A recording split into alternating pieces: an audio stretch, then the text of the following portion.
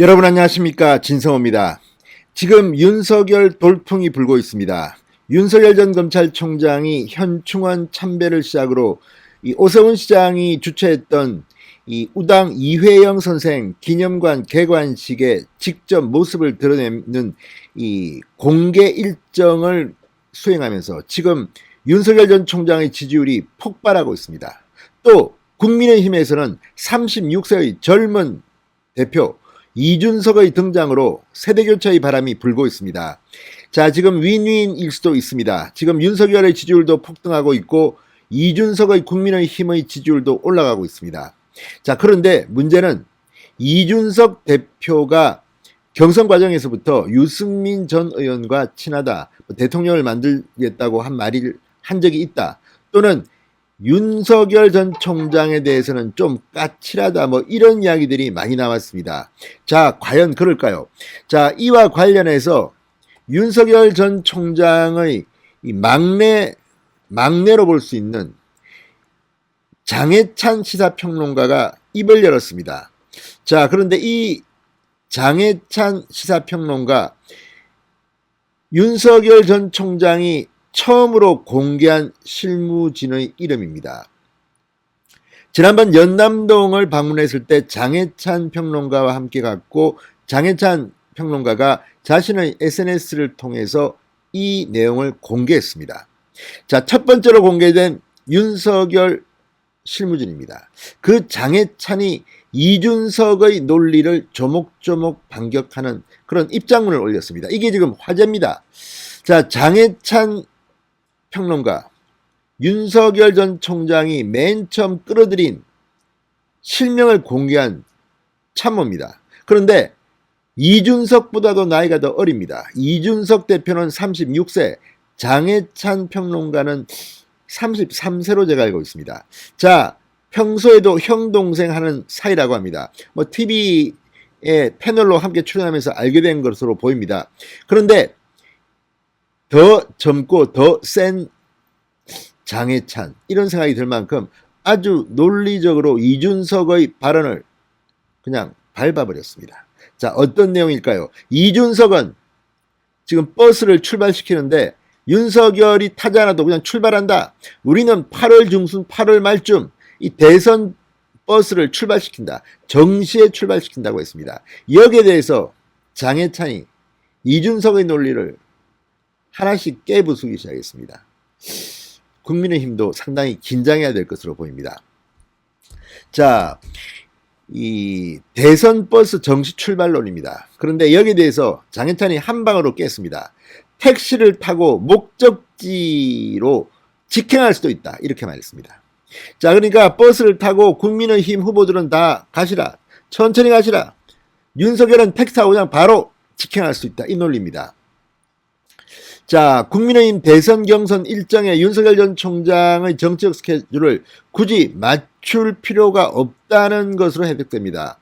지금 이준석 대표의 논리를 보면 지난번 이 서울시장 선거 때 안철수가 밖에 있다가, 들어오지 않고 밖에 있다가 결국은 오세훈 후보한테 졌다, 이런 논리, 이 케이스를, 안철수의 선례를 참고하라고 말했습니다. 그렇지만 장해찬의 논리는 그게 아니라 지난 2017년 대통령 선거 당시 자유한국당은 당 밖에 있던 안철수 또는 반기문 품지를 못했습니다. 홍준표 의원이 후보로 나왔습니다.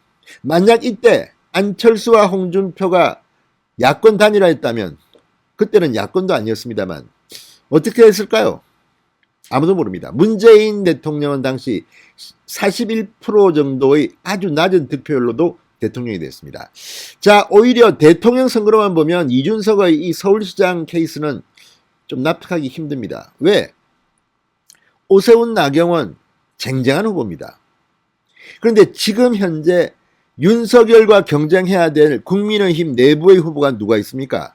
자, 지금 국민의힘 당적을 갖고 대통령 후보로 거론되는 사람, 유승민 전 의원, 원희룡 제2도지사, 그리고 최근 등장한 하태경 의원입니다. 물론 하태경 의원은 공식적으로 대통령 출마 선언을 하지는 않았지만 본인이 출마하겠다고 이미 공언했습니다.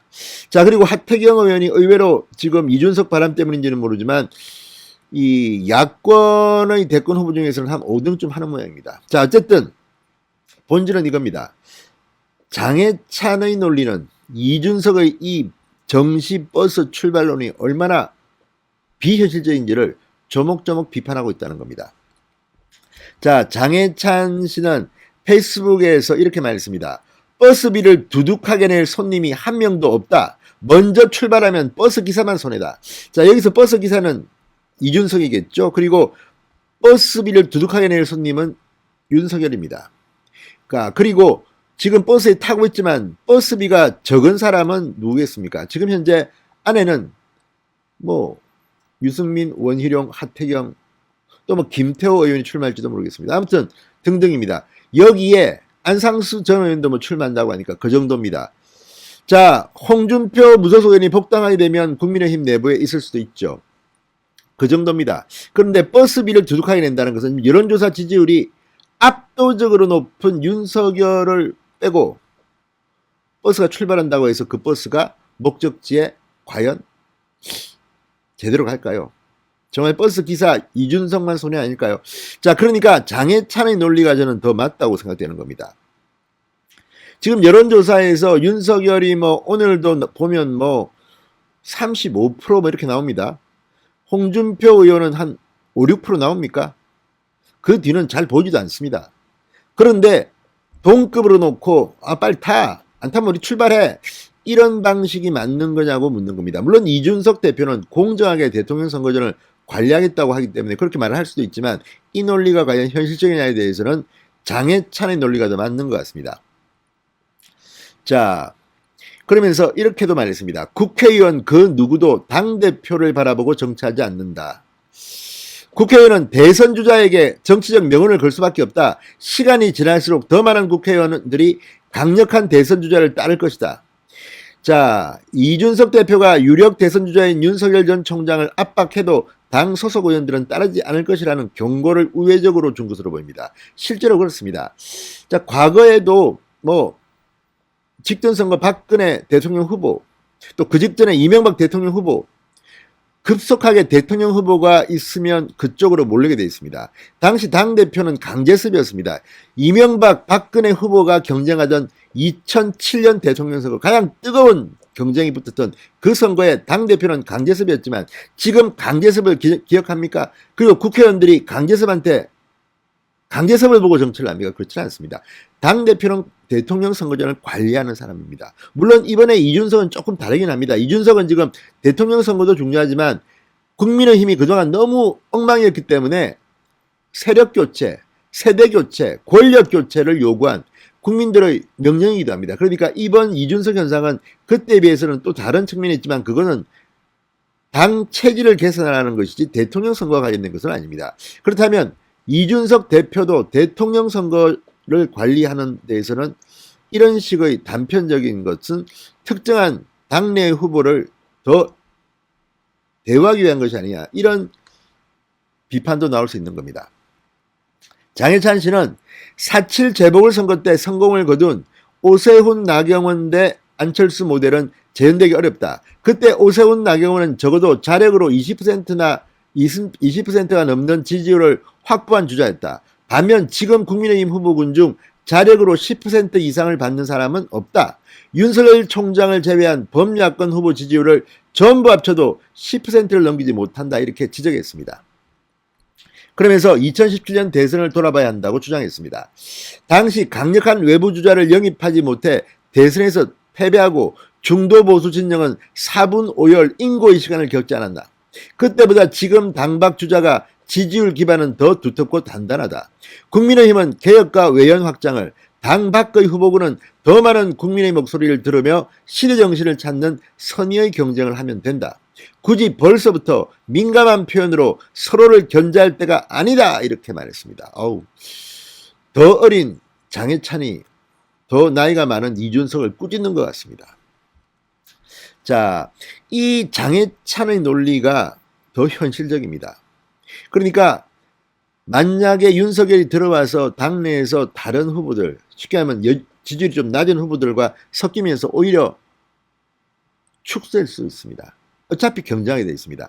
반면 윤석열과 함께 경쟁하는 사람들의 몸값은 올라갈 수가 있습니다. 그리고 지금 윤석열은 국민의힘 당원이 아닙니다. 그러니까 이런 식으로 대접하는 것이 과연 옳으냐는 장해찬의 지적입니다. 자, 지난 2017때도 정말 홍준표 대표가 그 자유한국당의 윤석열 반기문을 다 들어봐가지고 당내에서 경선을 했다면 어떤 결과가 나왔을까요? 지금 문재인이 대통령 자리에 앉아 있을 수 있을까요?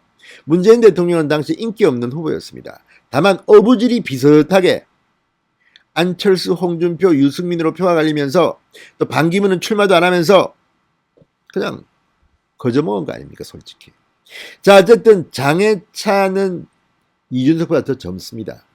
윤석열 전 총장이 공개한 참모는 딱 3사람입니다. 다른 사람은 없습니다.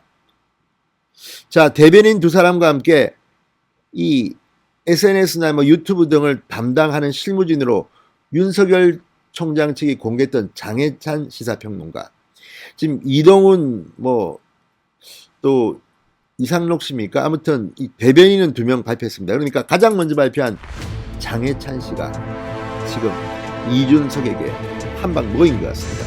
이준석의 논리를 박살낸 것 같습니다. 진성호의 직설이었습니다. 여러분 감사합니다.